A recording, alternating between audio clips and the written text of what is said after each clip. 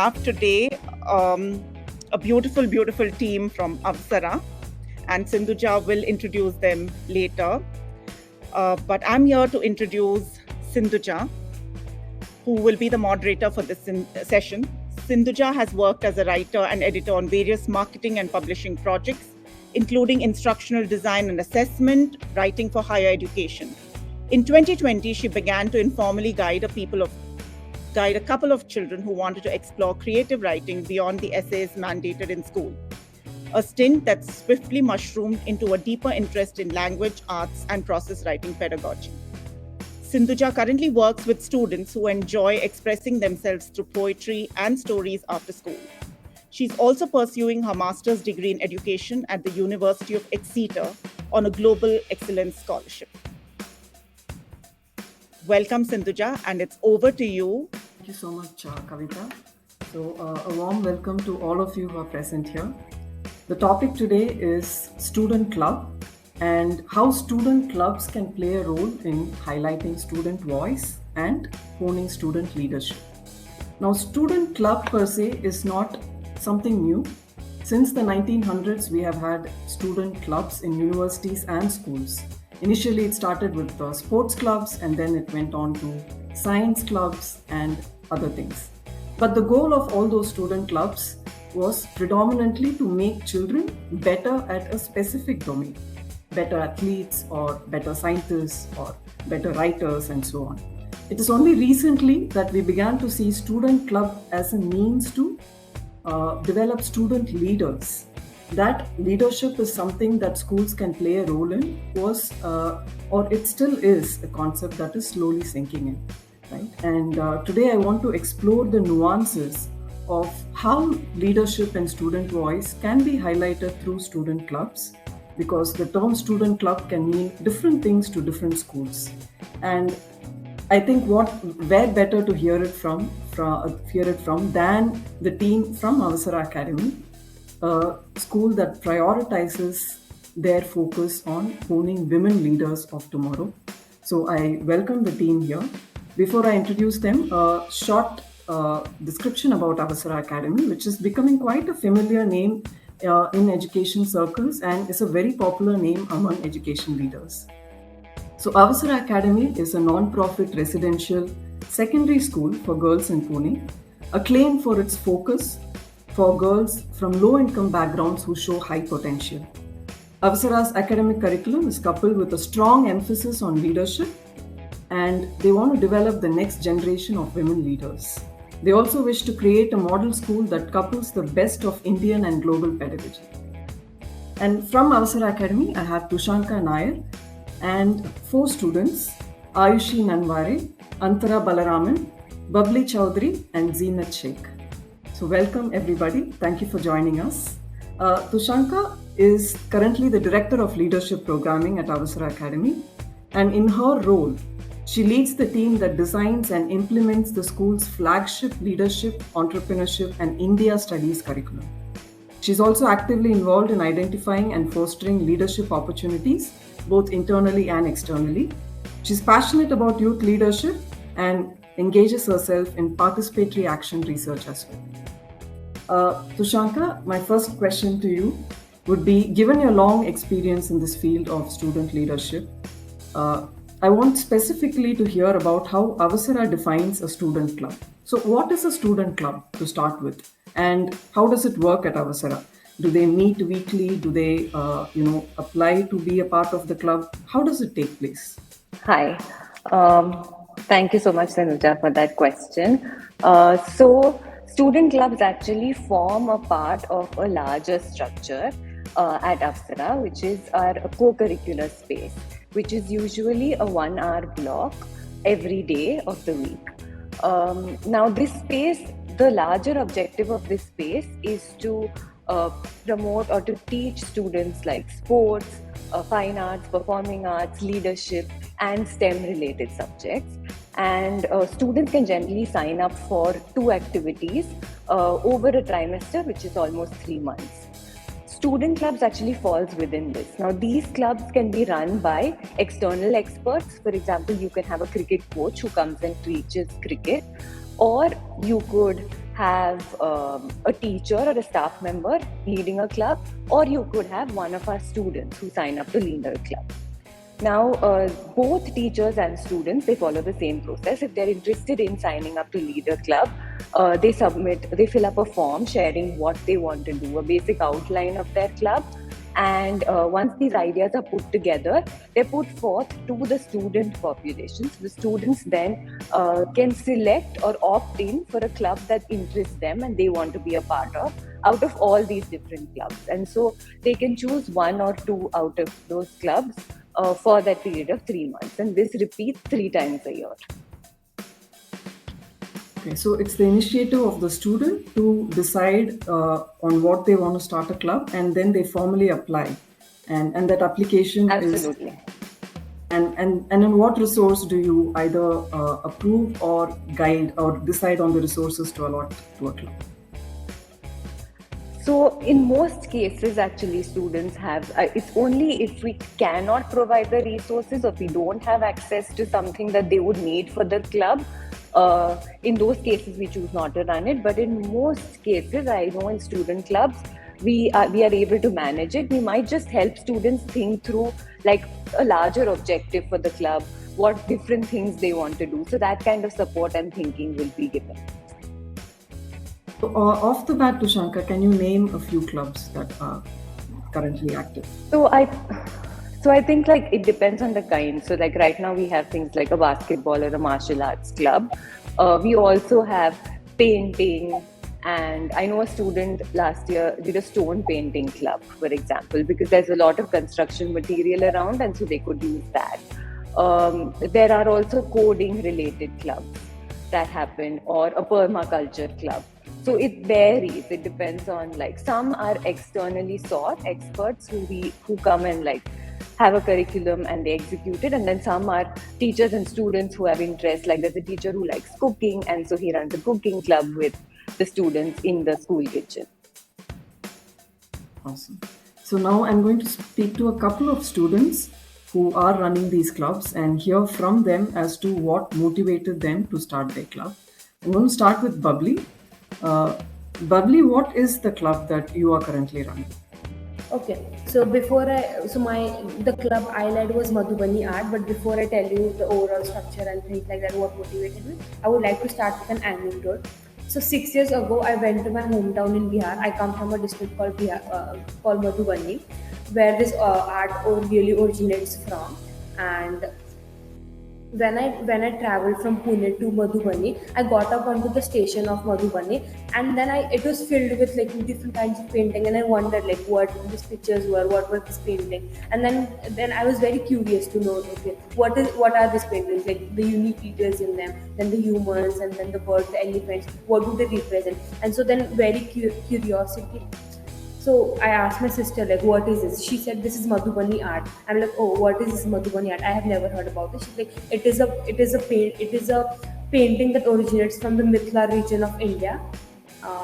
And then I was like, okay, I would really like to try this out. And then my sister was the one who taught me Madhubani art, and she taught me to draw, like how to fill in little details about certain things. And then from there I got inspired and I started doing Madhubani art. It's been 3 to 4 years where I have been practicing doing Madhubani art and taking it forward to student-led clubs in Avasara. I thought of bringing it here because I felt like let's bring in some new kind of art form that will be very different, that no one has heard about, and will be really interesting. So yeah, that. And I also believe in sharing new ideas and new skills with my peers and with my teachers and other members. So I was like, student club is the best way from how I can share my ideas. And so I was okay. Right. So Bubbly, when we think about it, we say, okay, I'm from this place and I have this art form that's from where I come from and which I enjoy, and I want to share that art form and share it with others, right? So that we can all paint together and do art together. But it's a club, isn't it? So what were some challenges that you encountered which you didn't anticipate when you just thought, oh, it's just going to be about painting and having fun with everybody? But there are eventually some challenges that come about when you try to run it as a club, isn't it? Could you give any instances? I feel like communication was one of my biggest challenges that I faced when I led the student club. And like the instructions that I instructed were not clear sometimes, or some students just could miss on to it. And so, firstly, and secondly, lack of participation. So, since this was very new and students could not really get it, like how do you engage with drawing this and drawing and being a part of various activities, so that was also very challenging for them. But then bringing on to new ideas and new activities to the club has really helped me overcome it. Like I had to break down. So what I started doing was, firstly I started with small steps, like making patterns. And then for the first week, for the first 2 weeks, I assigned them to make patterns. And then later we shifted into making elephants, like the fishes. And then we shifted to having group project where with the letters of Avasara, we filled it with Madhubani art. And then later, as the outcome of the whole student-led clubs, I assigned them to make a individual painting. And so students made like different types of paintings. Yeah. That's good. So there's this level of planning and strategizing that comes in the minute we do it on a large scale, isn't it? Yeah. Zenith, my next question is to you. I know that you run the Environment Club, isn't it? So the Environment Club, though the minute we hear it, we are thinking of initiatives to bring change in our surroundings, in our neighborhood, in our community. So what were the initiatives, or what are the initiatives that you find manageable to tackle at the level of a student club?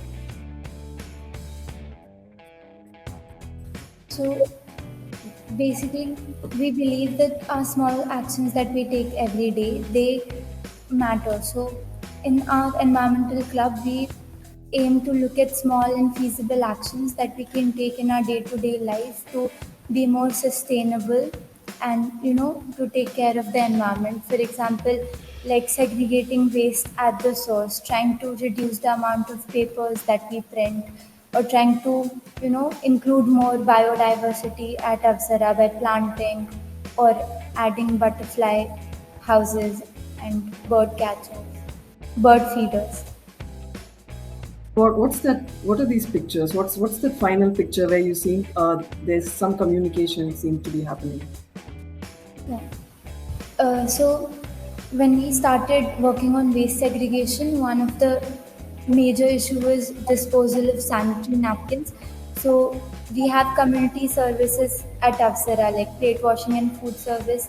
So we wanted to include one community service, which is newspaper bags making, wherein advisories will make newspaper bags so we can put them in the washrooms. So kids can dispose their sanitary napkins properly. So we were teaching teachers how to make those paper bags so they could teach it to their advisees. Lovely, Zina.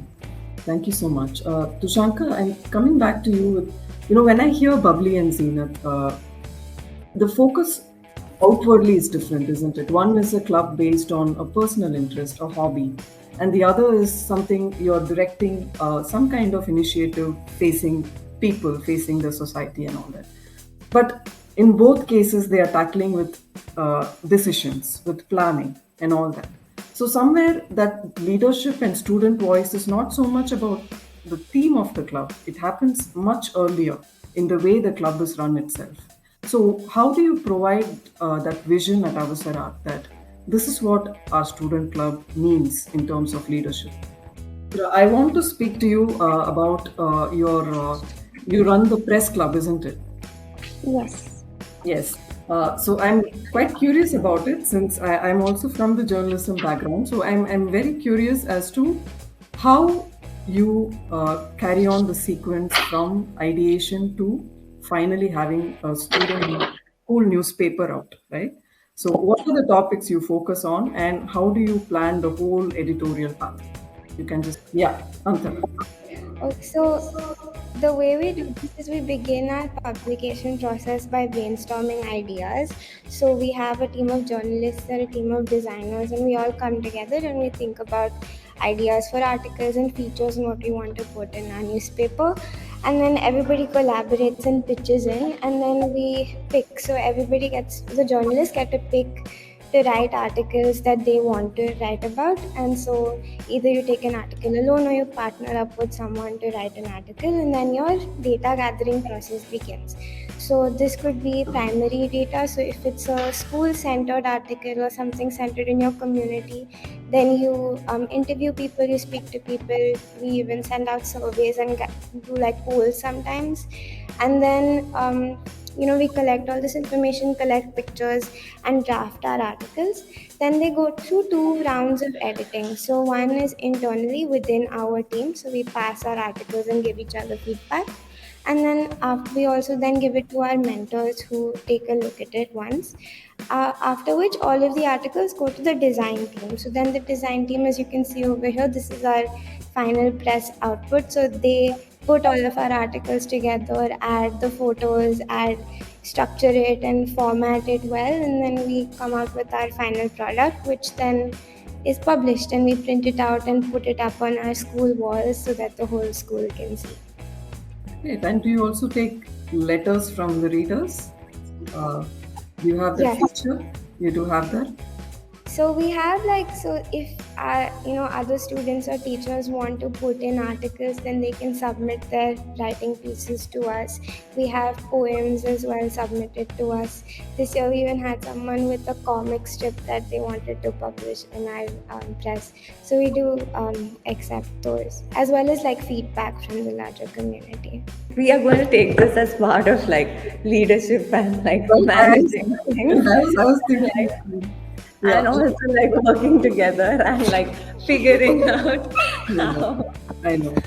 So Tushalka, we've had a chance now to hear from 3 of the students, and each of them described the club pretty passionately, because you could see how involved with it. It was their idea. It was their child, right?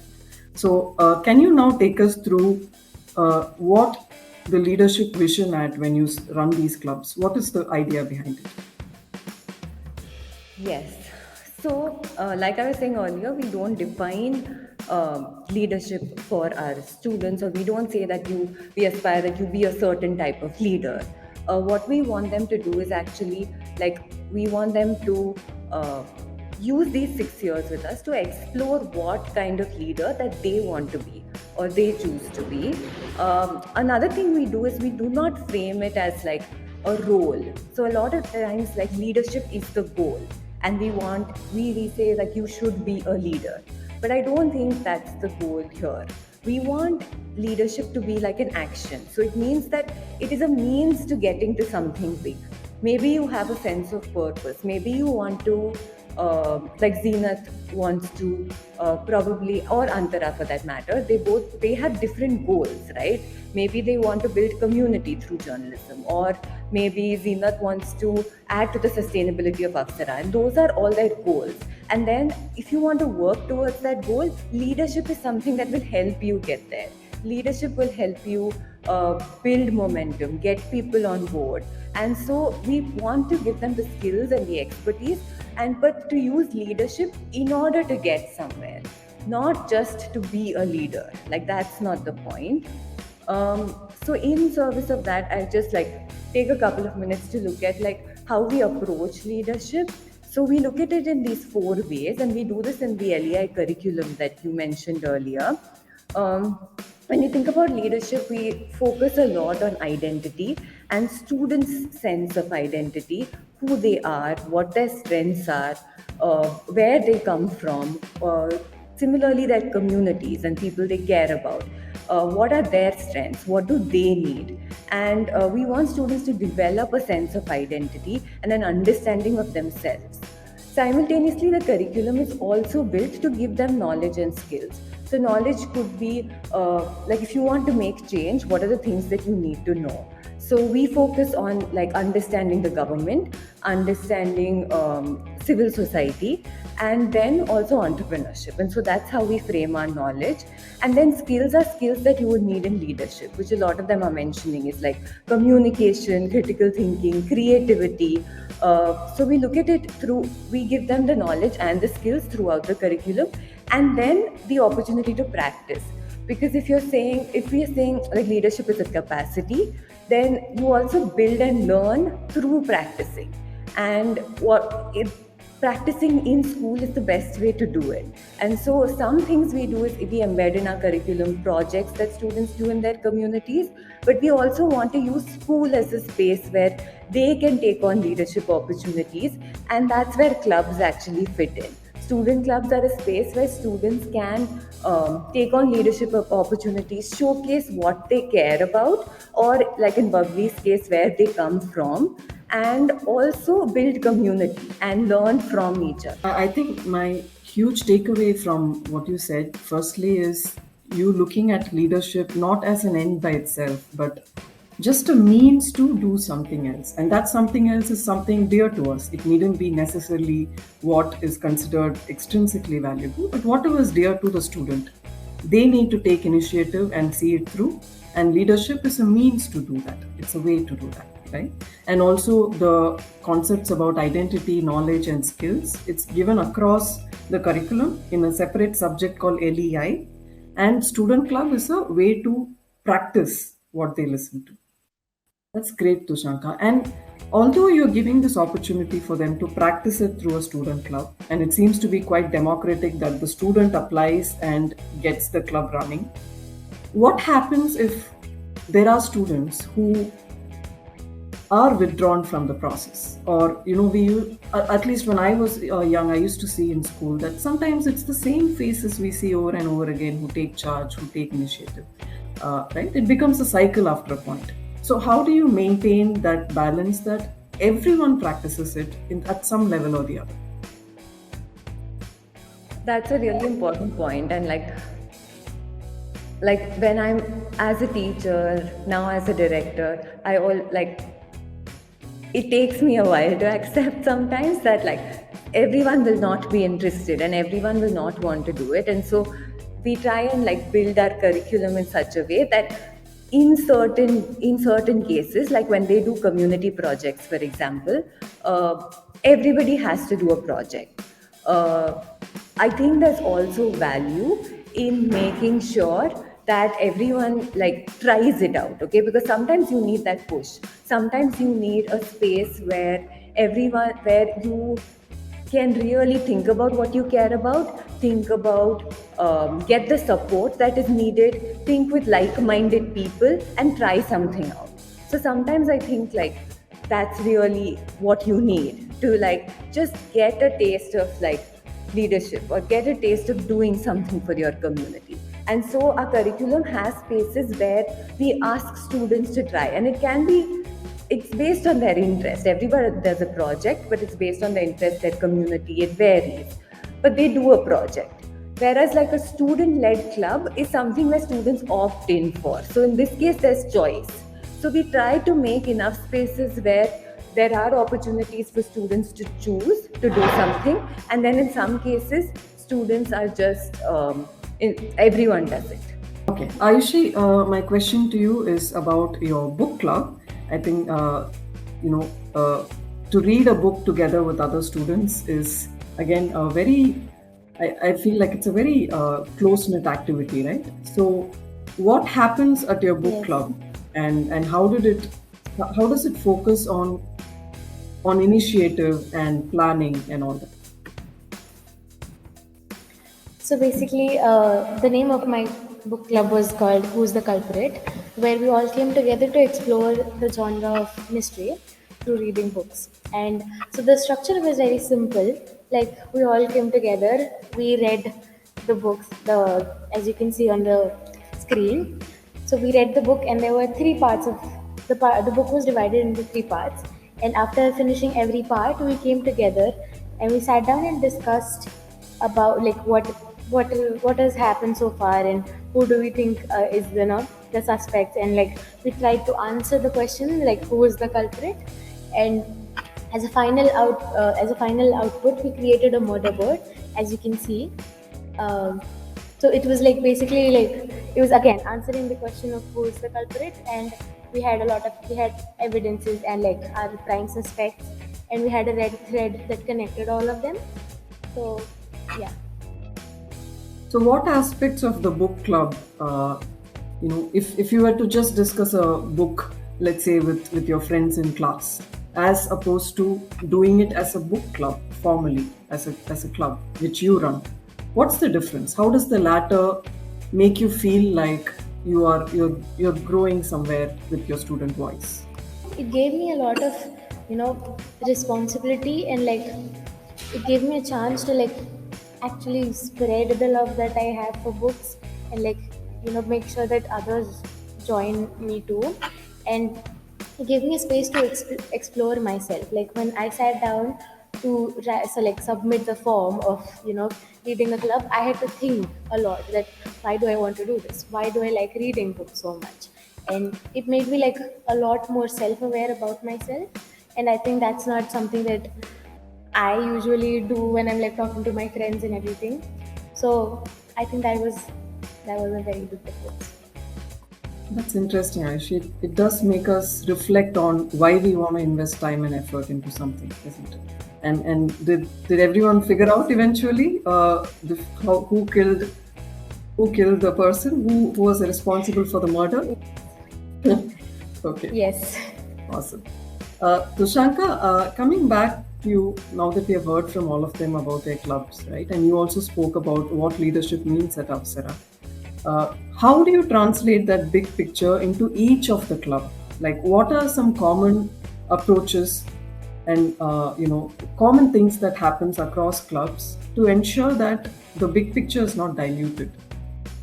So actually, we put together a list of things, and to be honest, these are not really things that we thought of at the start.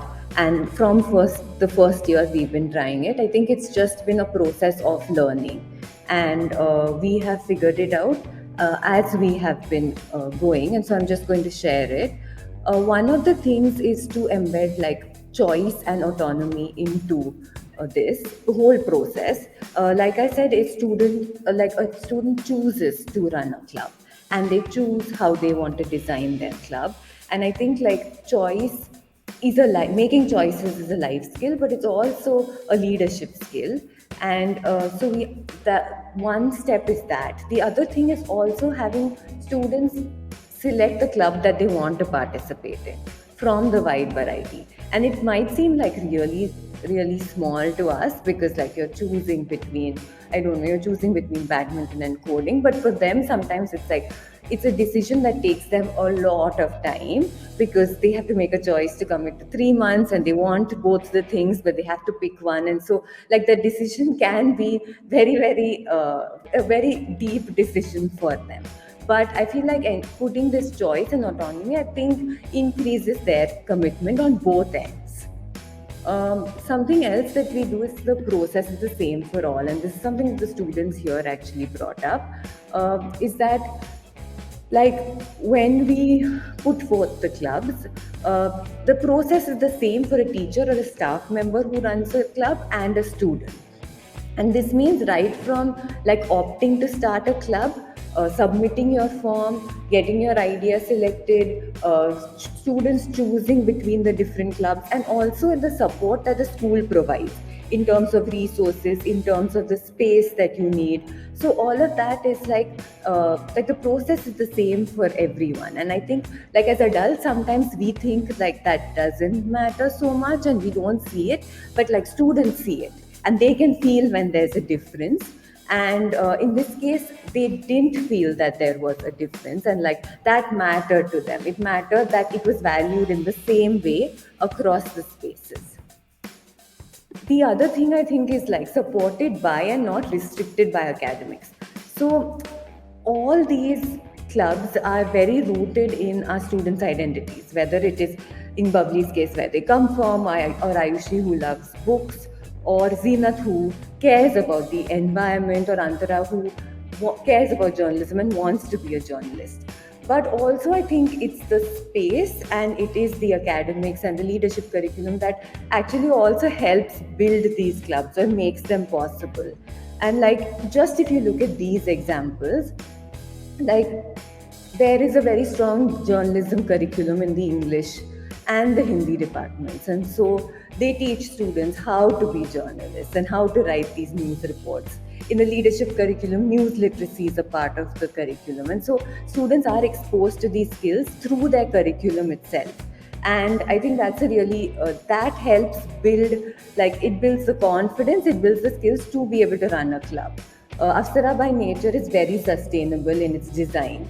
And we have an environment management syllabus, which also is something that inspires students to do a lot of projects. And so I feel like all of this feeds into what students do. And I think after a point, I can't tell which one inspires which, because there are times when now, like the English teachers will come and say, what are the skills that are needed for students? So we can put that into the journalism unit so that they can apply for the Avasara press. And I think like both can support each other in really beautiful ways. When I say not restricted by academics, I feel like sometimes we put the two together, and I know I have been in spaces where I have done that also.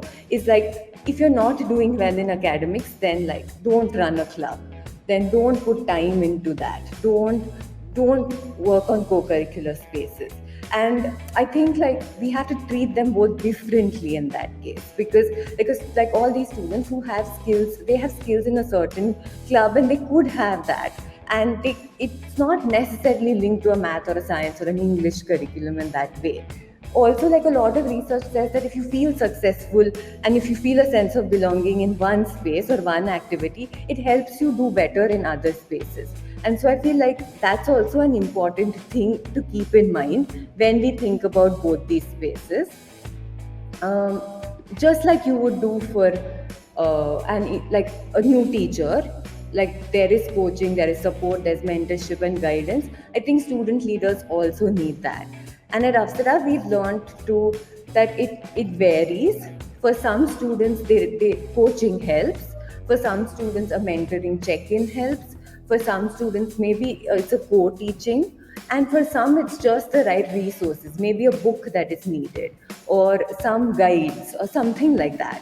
But I feel like investing in supporting the student leaders and looking at it as a space where they can build their skills is also actually really important, so that they also end up feeling successful at the end of it. The last is a showcase and a celebration. So the enrichments end with a showcase, which is where all clubs actually showcase what they have done. So it could be like, I think Bubblies would be an art display, whereas I think you saw the picture of Ayushi's her murder board that they had all put together. So it varies, and maybe for a dance club, they would put up a dance performance, but some way so that we can see what each other has done, because all these clubs happen in a room with a group of people, and after a point we don't know what's happening, but sort of getting them to showcase and celebrate each other's learning is also like an important part and a great way to sort of close and end.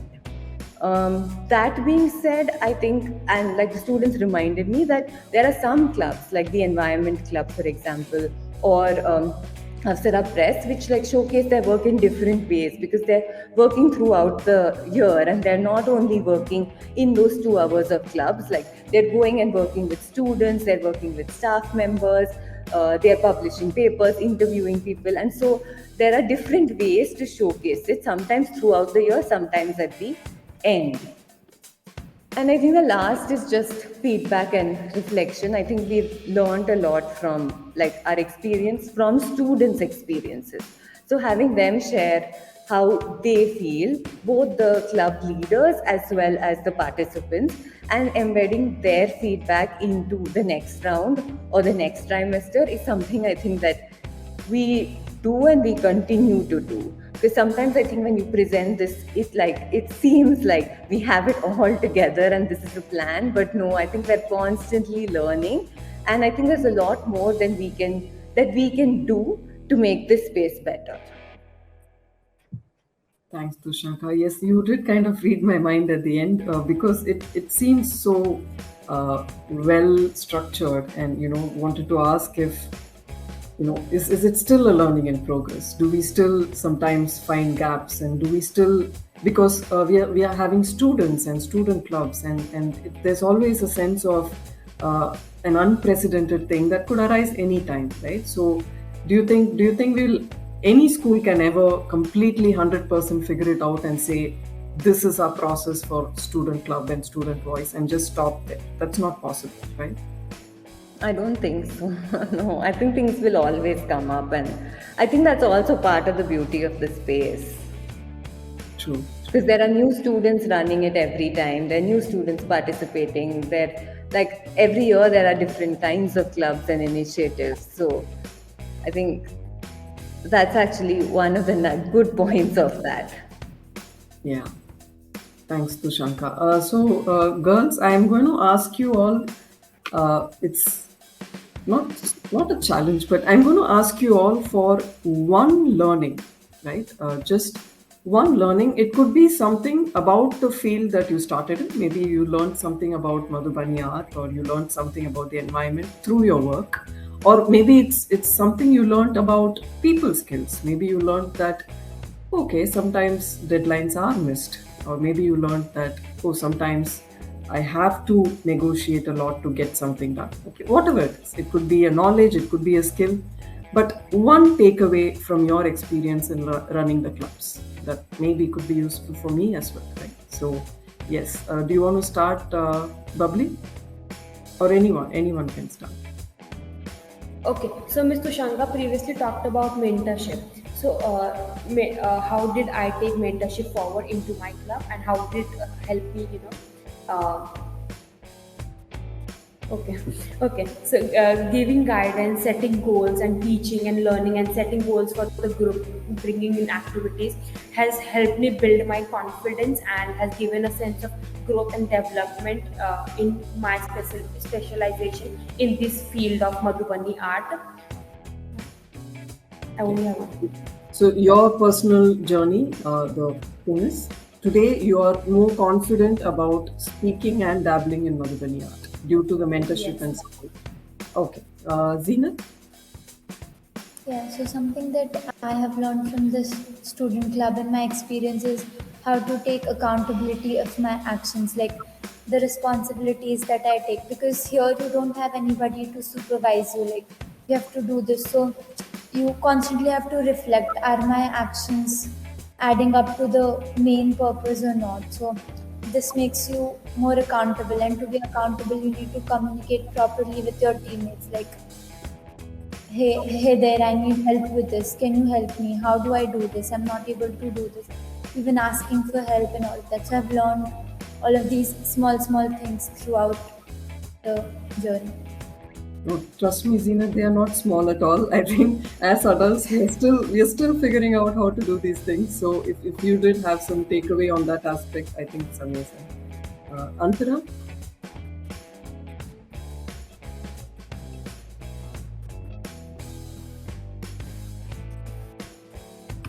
So, what I would like to share is I learned a lot about reflection, because when since it's a student press and it's a newspaper that represents student voice, we have a lot of ownership and authority over what we get to publish, which means you can talk or write about issues that we care about and we want to present to the larger community.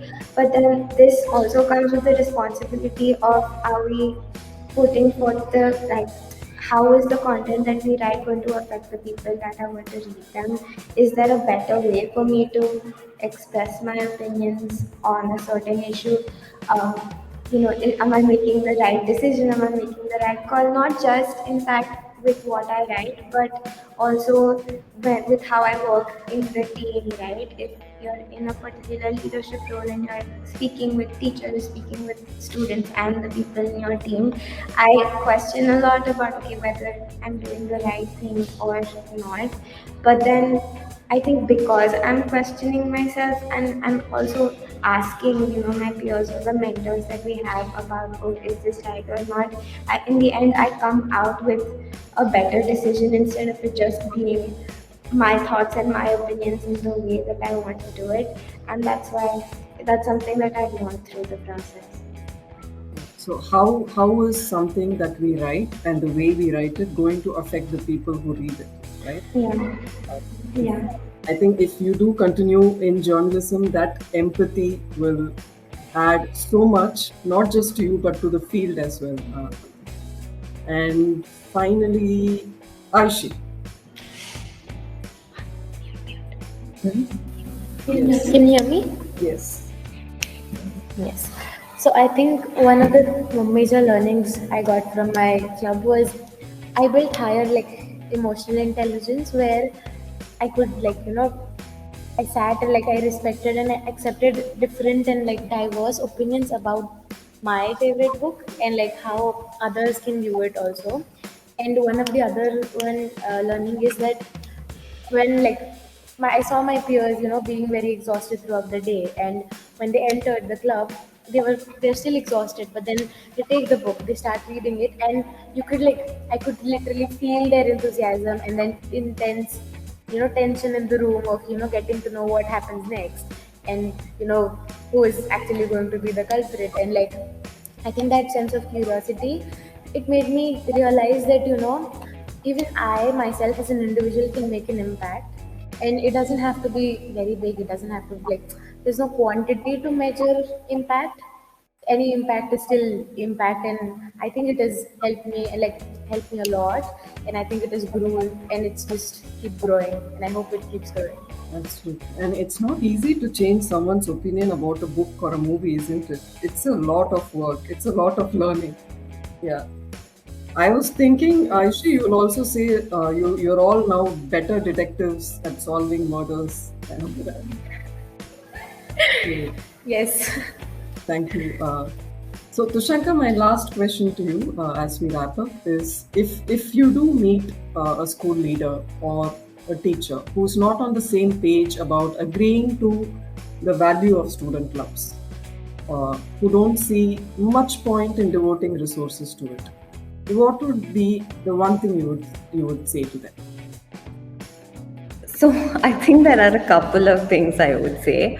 I think one thing is if you look at the vision and the values and mission of many schools, most schools align with the message of this program, which is you want to create change makers, you want to create critical thinkers, you want, there are all these big aims and ambitions, which I completely agree with.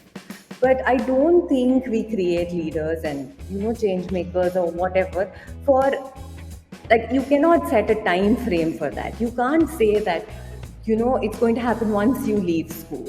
I think if we want to live out those visions and we want to really work towards them, then we have to do it right now. And I think the students are ready for that. I think students are ready to do it right now. And so one of the spaces I think that you can do it is in schools, I think, and clubs are spaces that most schools already have. And so I think giving them, there are so many ways actually within a school that you can give students opportunities to lead or to contribute or co-create that space. But I think clubs already exist and students already come in with so many interests and things that they're learning either in school or outside of school. And so they already come in with that. It's just a matter of giving them that platform. The other thing I think that I have learned over time is that when we talk about leadership, or when I also thought about leadership, it was always about problem solving, finding a problem in your community and solving it, or getting people together to solve it. And I think that's really important.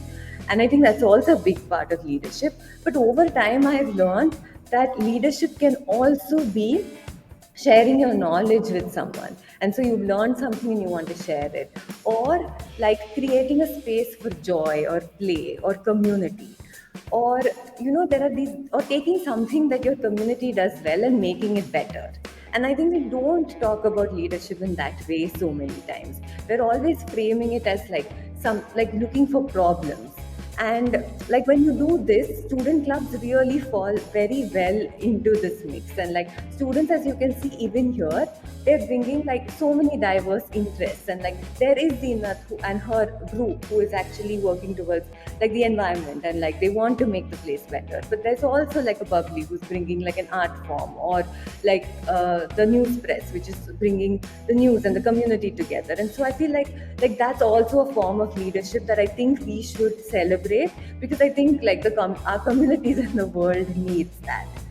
And I think my last thing would be like, don't wait till people are all ready. I think like that will never happen. I think like you won't get 100% commitment to student voice or leadership. I think like if you have enough people who are committed, just go for it. And I think that's what we've done here as well. And I feel like over time, I think the students itself, I think seeing the students and hearing some of them itself like convinces people of what they are possible. And so I would say just like try it out and see. And I think the process will itself, I think, do much more than like me talking or anybody talking about. That's lovely, Tushanka. I really liked your point about redefining leadership. I think even today there's, the word has a kind of a gloss to it, which distances us from the word, right? We think there's a hierarchy to the word. But to see leadership even reflected in the little things that bring joy or art or just friendship and collaboration, I think that would be a lovely way. And hopefully that would be a takeaway for all of us. And I thank everyone who watched this program today. And as people in the field of education, or who are interested in education, or even who are involved with children, if we can all take away this idea that we can develop leadership in the children and in turn learn from them and develop our own leadership through the little things, I think that would be a great takeaway. And if we get a chance to run clubs or take decisions with regard to student clubs, I'm sure your points would be very, very useful for us, Tushanka. Thank you so much, and thanks to the girls too for having given their time to us. Thank you.